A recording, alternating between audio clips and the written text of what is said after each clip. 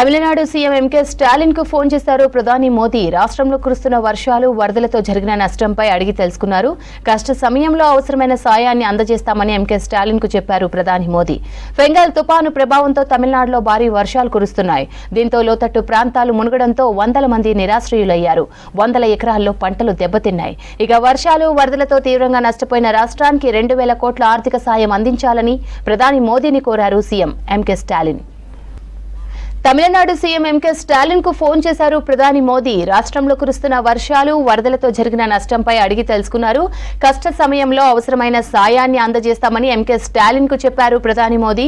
Fengal తుపాను ప్రభావంతో తమిళనాడులో భారీ వర్షాలు కురుస్తున్నాయి. దీంతో లోతట్టు ప్రాంతాలు మునగడంతో వందల మంది నిరాశ్రయులు అయ్యారు. వందల ఎకరాల్లో పంటలు దెబ్బతిన్నాయి. ఇక వర్షాలు, వరదలతో తీవ్రంగా నష్టపోయిన రాష్ట్రానికి 2,000 కోట్ల ఆర్థిక సాయం అందించాలని ప్రధాని మోదీని కోరారు సీఎం ఎంకే స్టాలిన్. తమిళనాడులోని తిరువన్నమలైలో విషాదం జరిగింది. శిథిలాల కింద చిక్కుకున్న 7 చనిపోయారు. నిన్న ఇండ్లపై కొండ చర్యలు విరిగిపడడంతో అందులో ఉన్నవారు చిక్కుకుపోయారు.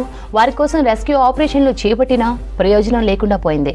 మృతుల కుటుంబాలకు సంతాపం తెలిపారు తమిళనాడు సీఎం ఎంకే స్టాలిన్. బాధిత ఫ్యామిలీలకు 5 లక్షల రూపాయల ఎక్స్గ్రేషియా అందిస్తామని ప్రకటించారు స్టాలిన్.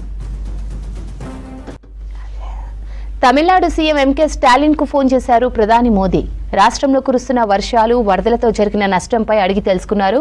కష్ట సమయంలో అవసరమైన సాయాన్ని అందజేస్తామని ఎంకే స్టాలిన్ కు చెప్పారు ప్రధాని మోదీ. ఫెంగల్ తుపాను ప్రభావంతో తమిళనాడులో భారీ వర్షాలు కురుస్తున్నాయి. దీంతో లోతట్టు ప్రాంతాలు మునగడంతో వందల మంది నిరాశ్రయులయ్యారు. వందల ఎకరాల్లో పంటలు దెబ్బతిన్నాయి. ఇక వర్షాలు, వరదలతో తీవ్రంగా నష్టపోయిన రాష్ట్రానికి 2,000 కోట్ల ఆర్థిక సాయం అందించాలని ప్రధాని మోదీని కోరారు సీఎం ఎంకే స్టాలిన్.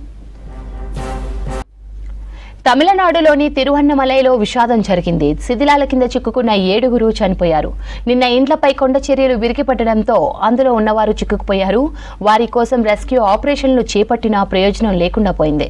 మృతుల కుటుంబాలకు సంతాపం తెలిపారు తమిళనాడు సీఎం ఎంకే స్టాలిన్. బాధిత ఫ్యామిలీలకు 5 లక్షల రూపాయల ఎక్స్గ్రేషియా అందిస్తామని ప్రకటించారు స్టాలిన్.